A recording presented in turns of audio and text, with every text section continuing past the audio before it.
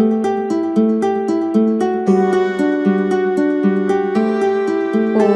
ശാന്തി. 1-1-26 പ്രഭാതമുരളി ബാബ്ദാദ മധുബൻ.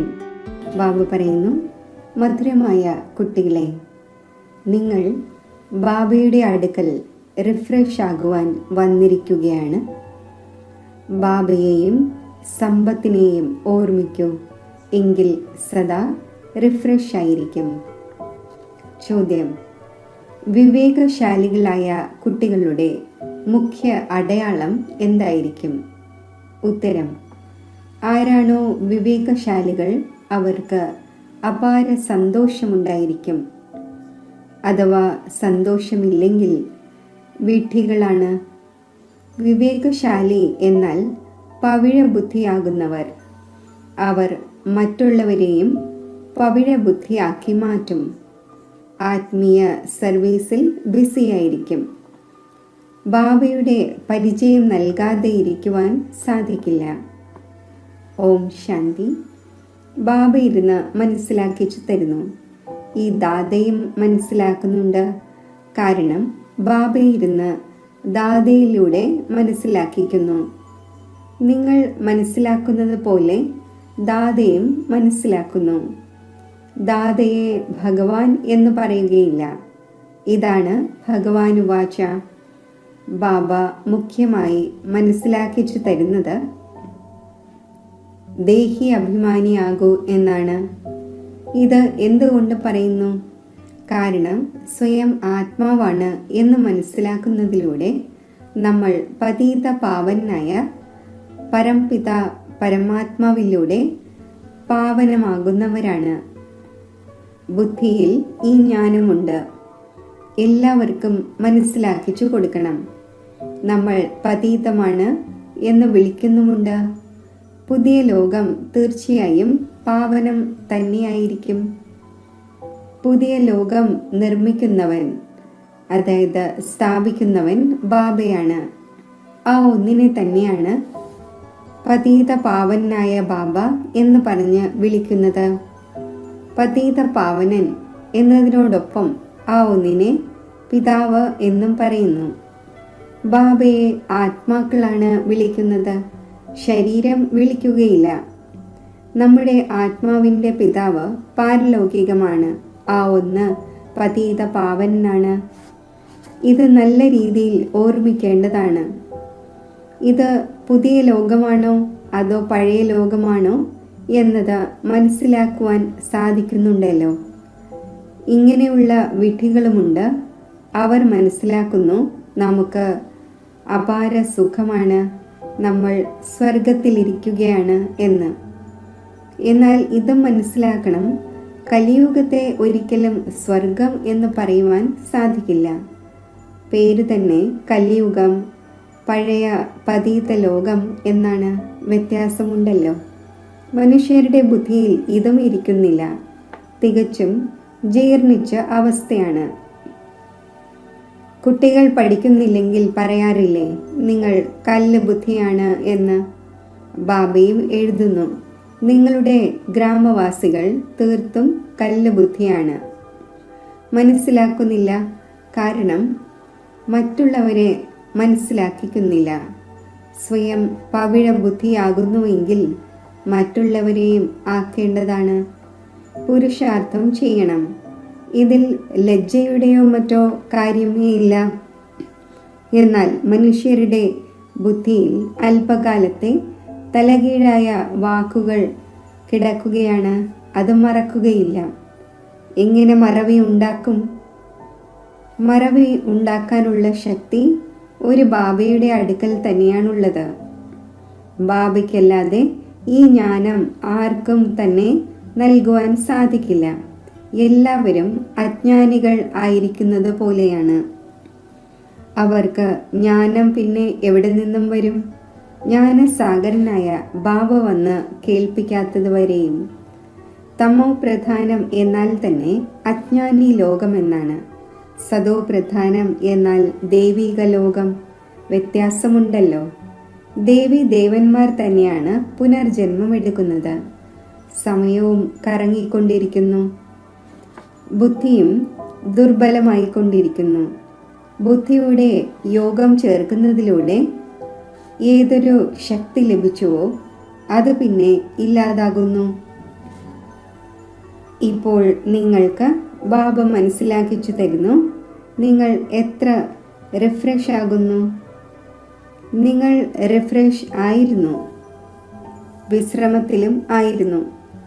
ബാബയും ഇങ്ങനെ എഴുതുന്നുവല്ലോ, കുട്ടികളെ വന്ന് റിഫ്രഷ് ആകൂ, വിശ്രമവും നേടൂ. റിഫ്രഷ് ആയതിനു ശേഷം നിങ്ങൾ സത്യയുഗത്തിൽ വിശ്രമപുരിയിലേക്ക് പോകുന്നു.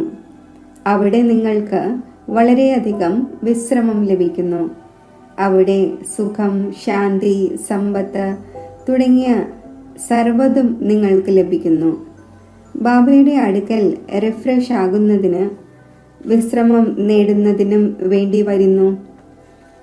ശിവ് ബാബ റിഫ്രഷ് ആക്കുകയും ചെയ്യുന്നു. വിശ്രമവും ബാബയുടെ അടുക്കൽ നിന്നും എടുക്കുന്നു. വിശ്രമം എന്നാൽ ശാന്തി. ക്ഷീണിച്ച ശേഷം വിശ്രമം ഉണ്ടാകുന്നുവല്ലോ. പലരും പലയിടത്തും വിശ്രമം നേടുന്നതിനായി പോകുന്നു. അതിലാണെങ്കിൽ റിഫ്രഷ്മെൻറ്റിൻ്റെ കാര്യമേ ഇല്ല. ഇവിടെ നിങ്ങൾക്ക് ബാബ ദിവസവും മനസ്സിലാക്കിച്ചു തരുന്നു, നിങ്ങൾ ഇവിടെ വന്ന് റിഫ്രഷ് ആകുന്നു. ഓർമ്മയിലിരിക്കുന്നതിലൂടെ നിങ്ങൾ തമോ പ്രധാനത്തിൽ നിന്നും സതോ പ്രധാനമാകുന്നു. സതോ പ്രധാനം ആകുന്നതിന് വേണ്ടി തന്നെയാണ് നിങ്ങൾ ഇവിടെ വരുന്നത്. അതിനു വേണ്ടിയുള്ള പുരുഷാർത്ഥം എന്താണ്? മധുരമധുരമായ കുട്ടികളെ, ബാബയെ ഓർമ്മിക്കൂ. ബാബ മുഴുവൻ ശിക്ഷണവും നൽകിയിട്ടുണ്ട്. ഈ സൃഷ്ടിചക്രം എങ്ങനെ തിരിയുന്നു, നിങ്ങൾക്ക് വിശ്രമം എങ്ങനെ ലഭിക്കുന്നു. മറ്റാർക്കും ഈ കാര്യങ്ങൾ അറിയില്ല. അവർക്കും മനസ്സിലാക്കിച്ചു കൊടുക്കണം. അതിലൂടെ അവരും നിങ്ങളെപ്പോലെ റിഫ്രഷ് ആകട്ടെ. തൻ്റെ കടമ തന്നെ ഇതാണ്. സർവർക്കും സന്ദേശം നൽകണം. അവിനാശി റിഫ്രഷ് ആകണം. അവിനാശി വിശ്രമം നേടണം. എല്ലാവർക്കും ഈ സന്ദേശം നൽകൂ. ബാബയെയും സമ്പത്തിനെയും ഓർമ്മിക്കൂ എന്നതിൻ്റെ ഓർമ്മ വരുത്തണം. വളരെ സഹജമായ കാര്യമാണ്. പരിധിയില്ലാത്ത ബാബ സ്വർഗം രചിക്കുന്നു. സ്വർഗത്തിൻ്റെ സമ്പത്ത് തന്നെയാണ് നൽകുന്നത്. ഇപ്പോൾ നിങ്ങൾ സംഗമയുഗത്തിലാണ്. മായയുടെ ശാപവും ബാബയുടെ സമ്പത്തും നിങ്ങൾക്കറിയാം. എപ്പോഴാണോ മായ രാവണൻ്റെ ശാപം കിട്ടുന്നത്, അപ്പോൾ പവിത്രതയും ഇല്ലാതാകും, സുഖശാന്തിയും ഇല്ലാതാകും, അപ്പോൾ ധനവും ഇല്ലാതാകുന്നു. എങ്ങനെയാണ് പതുക്കെ പതുക്കെ ഇല്ലാതാകുന്നത് എന്നതും ബാബ മനസ്സിലാക്കിച്ചു തന്നു. എത്ര ജന്മങ്ങളെടുക്കുന്നു. ദുഃഖധാമത്തിൽ വിശ്രമമൊന്നും ഉണ്ടായിരിക്കുന്നില്ല. സുഖധാമത്തിൽ വിശ്രമം തന്നെ വിശ്രമമാണ്. മനുഷ്യരെ ഭക്തി എത്ര ക്ഷീണിപ്പിക്കുന്നു. ജന്മജന്മാന്തരം ഭക്തി ക്ഷീണമുണ്ടാക്കുന്നു, ദരിദ്രമാക്കി മാറ്റുന്നു. ഇതും ഇപ്പോൾ നിങ്ങൾക്ക് ബാബ മനസ്സിലാക്കിച്ചു തരുന്നു. പുതിയവർ വരുമ്പോൾ എത്ര മനസ്സിലാക്കിച്ചു കൊടുക്കുന്നു. ഓരോ കാര്യവും മനുഷ്യർ വളരെയധികം ചിന്തിക്കുന്നു. ഏതെങ്കിലും ഇന്ദ്രജാലം ഉണ്ടാകാതിരിക്കണം എന്ന് മനസ്സിലാക്കുന്നു. നിങ്ങൾ ഇന്ദ്രജാലക്കാരൻ എന്ന് പറയുന്നു. അപ്പോൾ ഞാനും പറയുന്നു ഇന്ദ്രജാലക്കാരനാണ്. എന്നാൽ ചെമ്മരിയാടോ ആടോ മറ്റോ ആക്കി മാറ്റുന്ന ഇന്ദ്രജാലമല്ല, മൃഗങ്ങളല്ലല്ലോ. ഇത് ബുദ്ധിയിലൂടെ മനസ്സിലാക്കുന്നു. സ്വരമണ്ഡലത്തിലെ രാഗങ്ങൾ ചെമ്മരിയാടിന് എന്തറിയാം എന്ന് ചൊല്ലുണ്ട്. ഈ സമയത്തെ മനുഷ്യർ ചെമ്മരിയാടിനെ പോലെയാണ്. ഈ കാര്യങ്ങൾ ഇവിടുത്തെ കുറിച്ചാണ്. സത്യയുഗത്തിൽ പാടുന്നില്ല. ഈ സമയത്തിൻ്റെ തന്നെ ചൊല്ലാണ്. ചണ്ഡികയുടെ എത്ര മേള നടക്കുന്നു, അത് ആരാണ് എന്ന് ചോദിക്കുകയാണെങ്കിൽ ദേവി എന്ന് പറയും. ഇപ്പോൾ ഇങ്ങനെയുള്ള നാമം അവിടെ ഉണ്ടായിരിക്കുകയില്ല. സത്യയുഗത്തിലാണെങ്കിൽ സദാ ശുഭനാമമാണ് ഉണ്ടായിരിക്കുന്നത്. ശ്രീരാമചന്ദ്രൻ, ശ്രീകൃഷ്ണൻ തുടങ്ങിയവ. ശ്രീ എന്ന് പറയുന്നത് ശ്രേഷ്ഠമായതിനെയാണ്. സത്യയുഗേ സമ്പ്രദായത്തെ ശ്രേഷ്ഠം എന്ന് പറയുന്നു. കലിയുഗേ വിഷ്യസ് സമ്പ്രദായത്തെ, വികാരി സമ്പ്രദായത്തെ ശ്രേഷ്ഠം എന്നെങ്ങനെ പറയും? ശ്രീ എന്നാൽ ശ്രേഷ്ഠം. ഇപ്പോഴുള്ള മനുഷ്യർ ശ്രേഷ്ഠമല്ല. മനുഷ്യനിൽ നിന്നും ദേവതയാക്കി എന്ന് മഹിമയുണ്ട്. പിന്നെ ദേവതയിൽ നിന്നും മനുഷ്യനാകുന്നു. കാരണം 5 വികാരങ്ങളിലേക്ക് പോകുന്നു. രാവണ രാജ്യത്തിൽ എല്ലാം മനുഷ്യർ തന്നെയാണ്. അവിടെ ഉള്ളത് ദേവതമാരാണ്. അതിനെ ഡീറ്റി വേൾഡ് എന്നും ഇതിനെ ഹ്യൂമൻ വേൾഡ് എന്നും പറയുന്നു. ഡീറ്റി വേൾഡിനെ പകൽ എന്ന് പറയുന്നു. ഹ്യൂമൻ വേൾഡിനെ രാത്രി എന്ന് പറയുന്നു. പകൽ എന്ന് പ്രകാശത്തിനെ പറയുന്നു. രാത്രി എന്ന് അജ്ഞാന അന്ധകാരത്തെ പറയുന്നു. ഈ വ്യത്യാസം നിങ്ങൾ അറിയുന്നുണ്ട്. നിങ്ങൾ മനസ്സിലാക്കുന്നു, നമ്മൾ ആദ്യം ഒന്നും അറിഞ്ഞിരുന്നില്ല. ഇപ്പോൾ സർവ്വ കാര്യങ്ങളും ബുദ്ധിയിലുണ്ട്. ഋഷി മുനിമാരോട് രചയിതാവിനെയും രചനയുടെ ആദിമധ്യ അന്ത്യത്തെയും അറിയാമോ എന്ന് ചോദിക്കുമ്പോൾ അവരും പറഞ്ഞത് നേത്തി നേത്തി എന്നാണ്. അതായത് ഇതല്ല നമ്മൾ അറിയുന്നില്ല എന്നാണ്.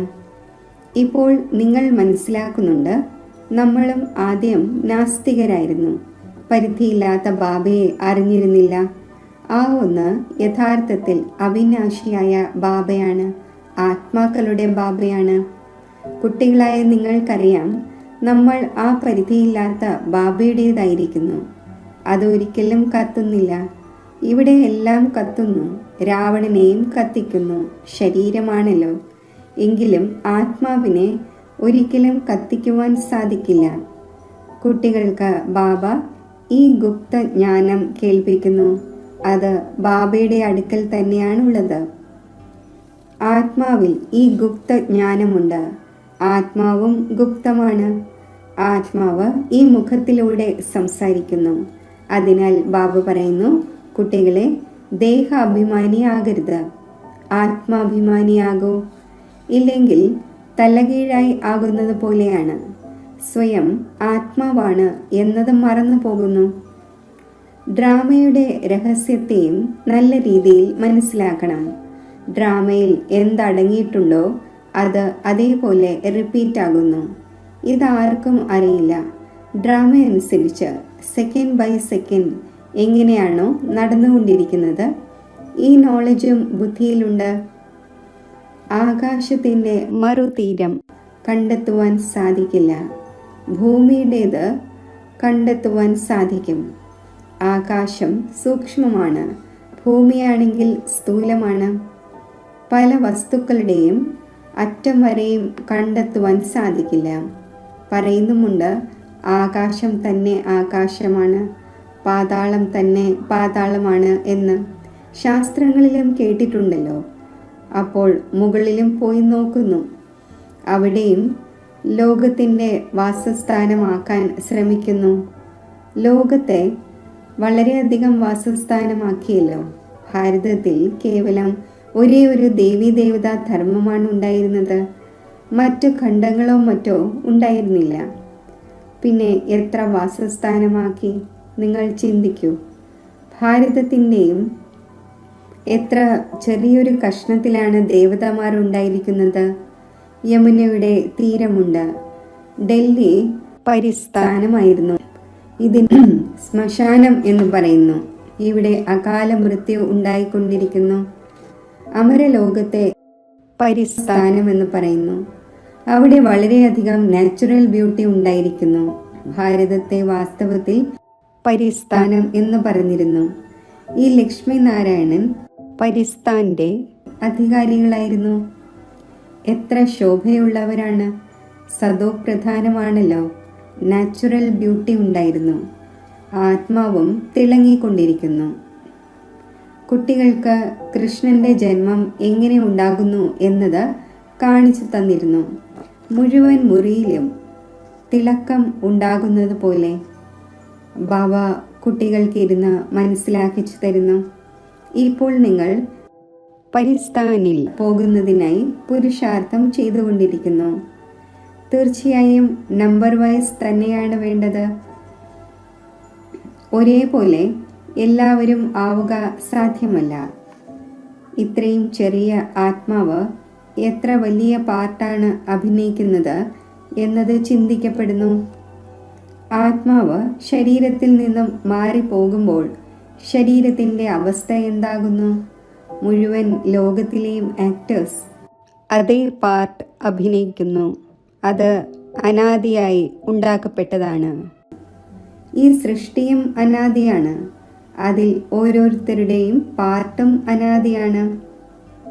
ഈ സൃഷ്ടിരൂപി വൃക്ഷത്തെ അറിഞ്ഞു കഴിഞ്ഞപ്പോൾ അതിനെ നിങ്ങൾ വണ്ടർഫുൾ എന്ന് പറയുന്നു.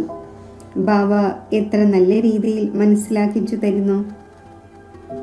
എങ്കിലും ഡ്രാമയിൽ മനസ്സിലാക്കുവാനായി ആർക്ക് എത്ര സമയമാണോ ഉള്ളത് അത്രയും സമയമെടുക്കുന്നു.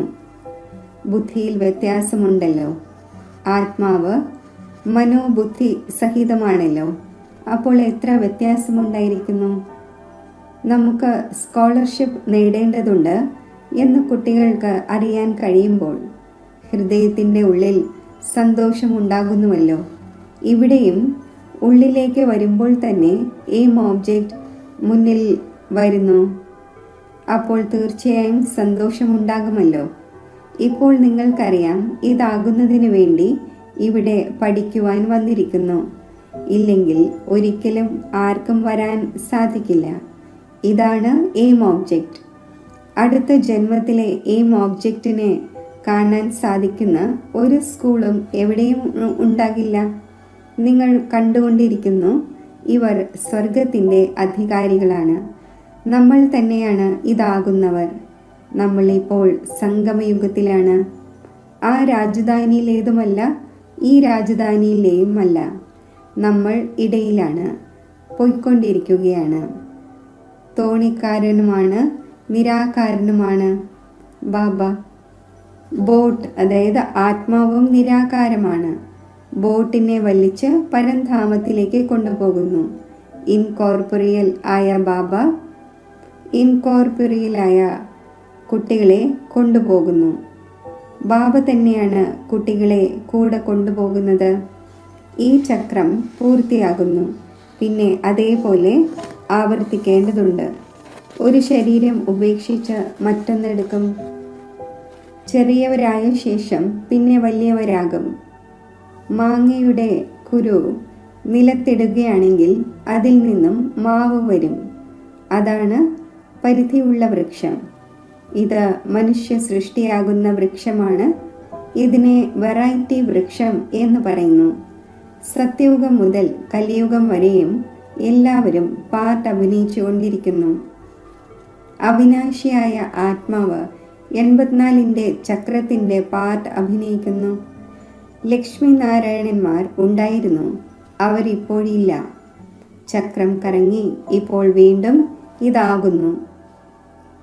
പറയും, ആദ്യം ഈ ലക്ഷ്മി നാരായണനായിരുന്നു, പിന്നെ അവരുടെ തന്നെ ലാസ്റ്റ് ജന്മമാണ് ഈ ബ്രഹ്മ സരസ്വതി. ഇപ്പോൾ എല്ലാവർക്കും തീർച്ചയായും തിരിച്ചു പോകണം.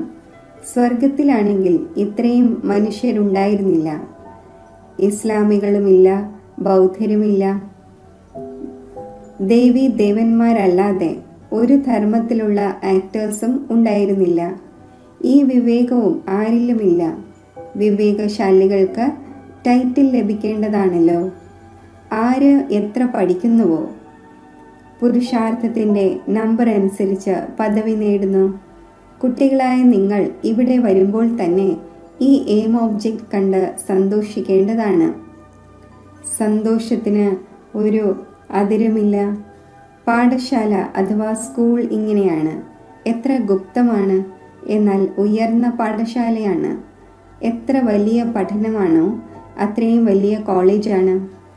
അവിടെ എല്ലാ ഫെസിലിറ്റീസും ലഭിക്കുന്നു.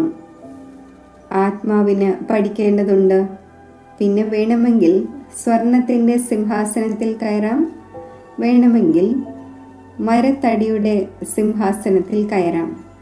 കുട്ടികൾക്ക് എത്ര സന്തോഷമുണ്ടാകേണ്ടതാണ്. കാരണം ശിവഭഗവാൻ ഉവാച്ചയാണല്ലോ. ആദ്യ നമ്പറിൽ ഉള്ളത് ഈ വിശ്വത്തിൻ്റെ പ്രിൻസാണ്. കുട്ടികൾക്ക് ഇപ്പോൾ മനസ്സിലായി കഴിഞ്ഞു. കൽപ്പകൽപ്പങ്ങളിൽ ബാബ തന്നെ വന്ന് തൻ്റെ പരിചയം നൽകുന്നു. ഞാൻ ഇദ്ദേഹത്തിൽ പ്രവേശിച്ച് കുട്ടികളായി നിങ്ങളെ പഠിപ്പിച്ചുകൊണ്ടിരിക്കുന്നു.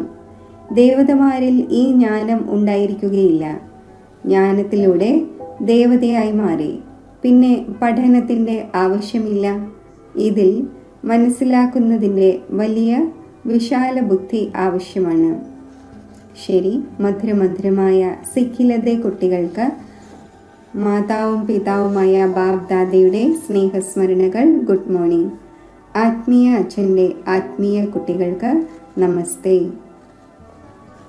ധാരണയ്ക്കുള്ള മുഖ്യസാരം: ഈ പതീത ലോകത്തെ ബുദ്ധി കൊണ്ട് സന്യസിച്ച് പഴയ ദേഹത്തെയും ദേഹത്തിൻ്റെ സംബന്ധികളെയും മറന്ന് തൻ്റെ ബുദ്ധി ബാബയുടെയും സ്വർഗത്തിൻ്റെയും നേർക്ക് ചേർക്കണം. അവിനാശി വിശ്രമത്തിൻ്റെ അനുഭവം ചെയ്യുന്നതിനായി ബാബയുടെയും സമ്പത്തിൻ്റെയും സ്മൃതിയിലിരിക്കണം. സർവർക്കും ബാബയുടെ സന്ദേശം നൽകി റിഫ്രഷ് ആക്കണം. ആത്മീയ സർവീസിൽ ലജ്ജിക്കരുത്. വരദാനം: സംഘടനയിൽ ഏകമതത്തിലൂടെയും ഏകരസ സ്ഥിതിയിലൂടെയും സഫലത പ്രാപ്തമാക്കുന്ന സത്യമായ സ്നേഹിയായി ഭവിക്കട്ടെ. സംഘടനയിൽ ഒരാൾ പറഞ്ഞു, മറ്റൊരാൾ അംഗീകരിച്ചു. ഇതാണ് സത്യമായ സ്നേഹത്തിൻ്റെ റെസ്പോൺസ്. ഇങ്ങനെയുള്ള സ്നേഹികളായ കുട്ടികളുടെ എക്സാമ്പിൾ കാണുമ്പോൾ മറ്റുള്ളവരും സമ്പർക്കത്തിൽ വരുന്നതിനുള്ള ധൈര്യം വയ്ക്കുന്നു. സംഘടനയും സേവനത്തിൻ്റെ ഉപാധിയായി മാറുന്നു.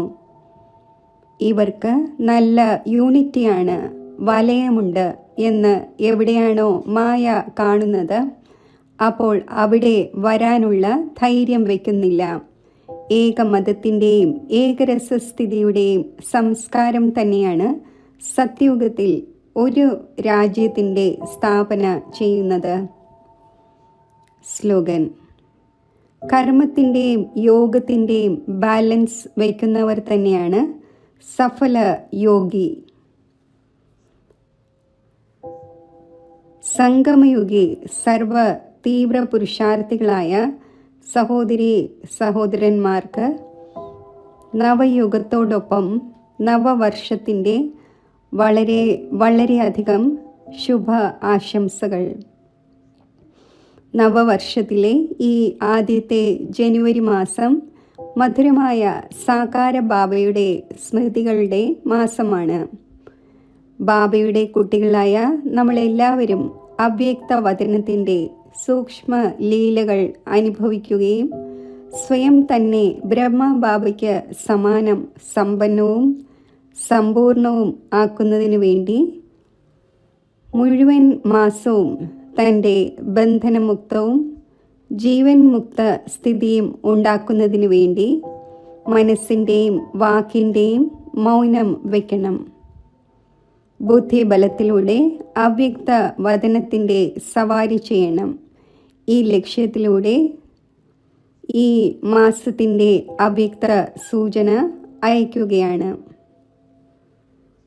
അവ്യക്ത സൂചന: ഈ അവ്യക്ത മാസത്തിൽ ബന്ധനമുക്തമായിരുന്ന ജീവൻ മുക്ത സ്ഥിതി അനുഭവിക്കൂ.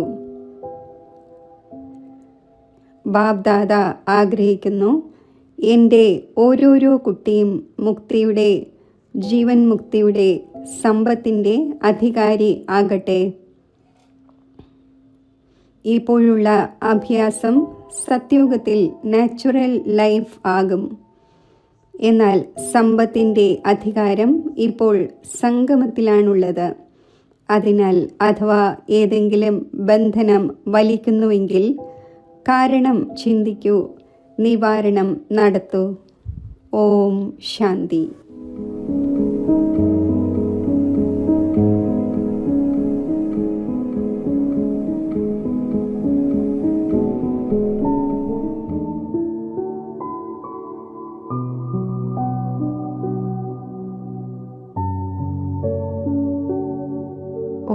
ശാന്തി.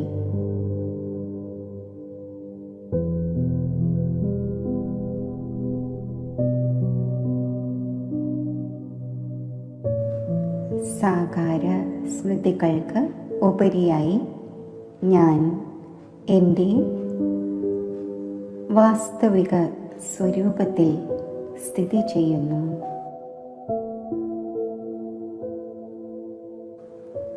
ഭൃഗുടി മധ്യത്തിൽ തിളങ്ങുന്ന നിരാകാരി ആത്മസ്വരൂപത്തിൽ ശ്രദ്ധ കേന്ദ്രീകരിക്കുന്നു.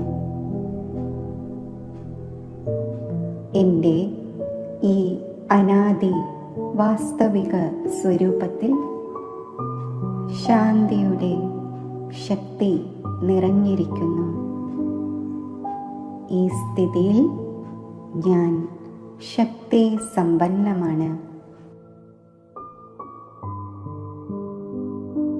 എന്നിൽ നിന്നും ശാന്തിയുടെയും ശക്തിയുടെയും കിരണങ്ങൾ നാനാഭാഗത്തും വ്യാപിക്കുന്നു.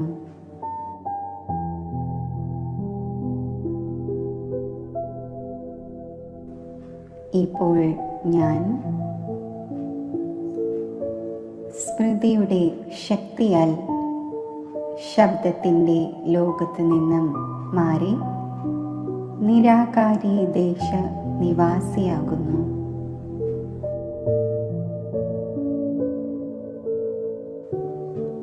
ഈ നിരാകാരി ദേശത്തിൽ നിരാകാരനായ ജ്ഞാന സൂര്യനായ ശിവബാബയുടെ തേജസ്വി സ്വരൂപത്തിനു മുന്നിൽ സ്ഥിതി ചെയ്യുന്നു.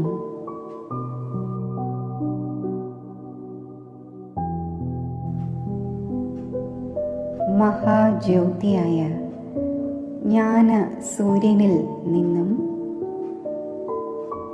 ശക്തികളുടെ കിരണങ്ങൾ എന്നിൽ പതിച്ചുകൊണ്ടിരിക്കുന്നു.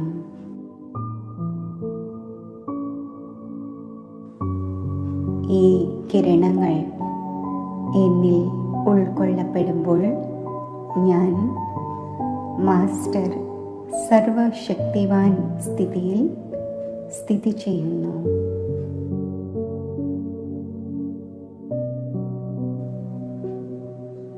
ഈ ശക്തിശാലി സ്ഥിതിയിൽ സർവ ഗുണങ്ങളും ശക്തികളും സ്വതവേ എമർജ് രൂപത്തിൽ ആകുന്നു. ഈ ശക്തിശാലി നിരാകാരി സ്ഥിതിയിൽ ഞാൻ നിർഭയമാണ്, നിർവികൽപ്പമാണ്. ലൈറ്റ് ഹൗസ്, പവർ ഹൗസ് സ്വരൂപമാണ്.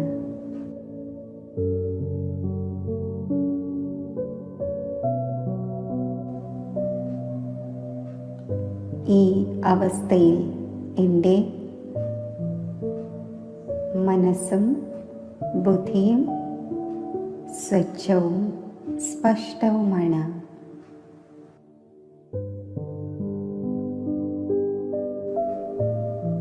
മായയുടെ സൂക്ഷ്മ റോയൽ വിഘ്നങ്ങളെ പോലും തിരിച്ചറിഞ്ഞ് അവയെ സമാപ്തമാക്കാനുള്ള ശക്തി എനിക്കുണ്ട്.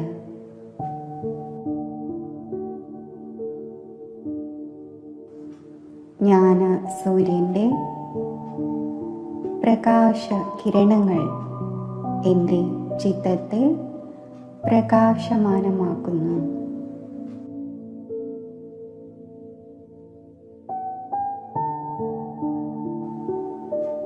ജ്ഞാനം മാസ്റ്റർ ജ്ഞാന സൂര്യനായി മാറുന്നു.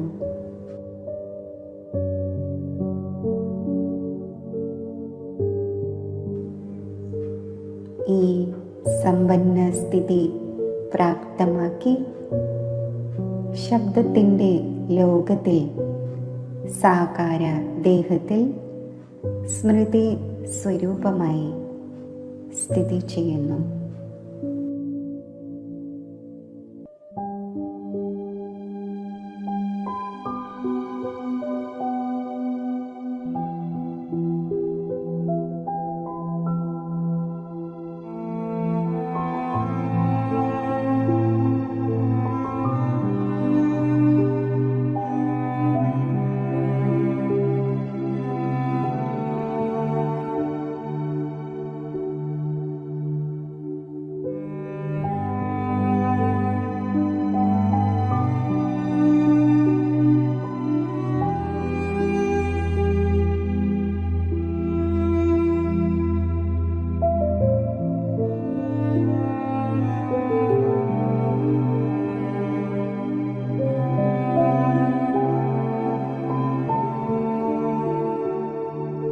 ഓം ശാന്തി.